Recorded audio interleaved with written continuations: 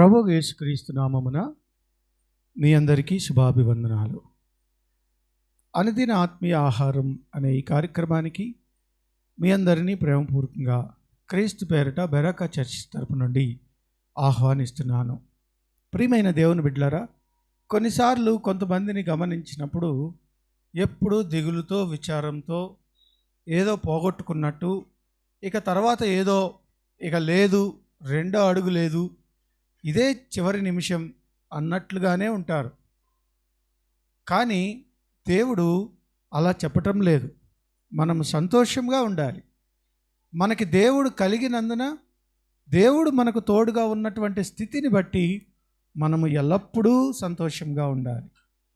గమనించండి, దేవుని వాక్యం సామెతల గ్రంథం 15వ అధ్యాయం 15వ వచనం ఇలా ఉంది: బాధపడువాని దినములన్నీయు శ్రమకరములు, సంతోష హృదయానికి నిత్యము విందు కలుగును.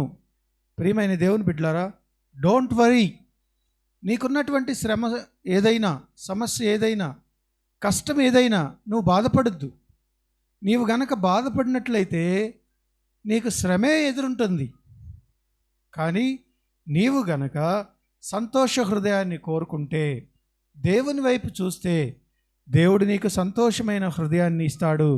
అంతేకాదు, దాని వలన నిత్యము విందు కలుగును. అనగా ఎల్లప్పుడూ సంతోషకరమైనటువంటి పరిస్థితి నీ కళ్ళ ముందు ఉంటుంది. కాబట్టి ప్రియమైన దేవుని బిడ్డలారా, క్రీస్తుని ఎరిగినటువంటి మనం ఇకపై బాధపడొద్దు, ఇకపై దిగులు పడొద్దు, ఇకపై విచారపడొద్దు. ఏ సమస్య ఉన్నా, ఏ పరిస్థితి ఉన్నా మన క్రీస్తుని బట్టి సంతోషమైన హృదయం కలిగిన వారిగా మనం ఉండాలని దేవుడు కోరుకుంటున్నాడు.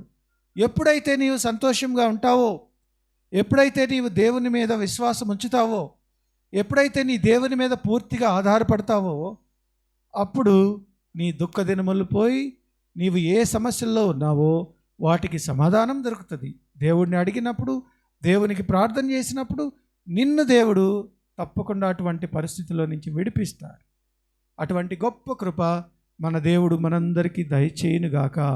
ఆమేన్. తలలు వంచండి, చిన్న ప్రార్థన చేద్దాం. పరిశుద్ధుడా, ప్రేమ కలిగిన తండ్రి, గొప్ప దేవా, నీకే వందనాలు.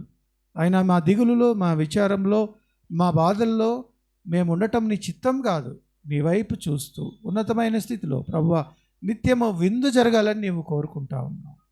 అటువంటి బిడ్డల్ని ఆయన, ఈ వాక్యం వింటున్న నీ బిడ్డలందరినీ మీరు ఆశీర్వదించమని యేసయ్య పరిశుద్ధ నామమున ప్రార్థన చేసి వేడుకొంచున్నాం తండ్రి.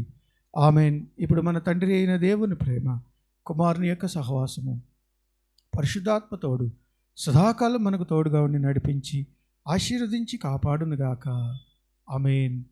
ప్రియమైన దేవుని బిడ్డలారా, అనుదిన ఆత్మీయ ఆహారము అనే ఈ ఛానల్ను సబ్స్క్రైబ్ చేయండి.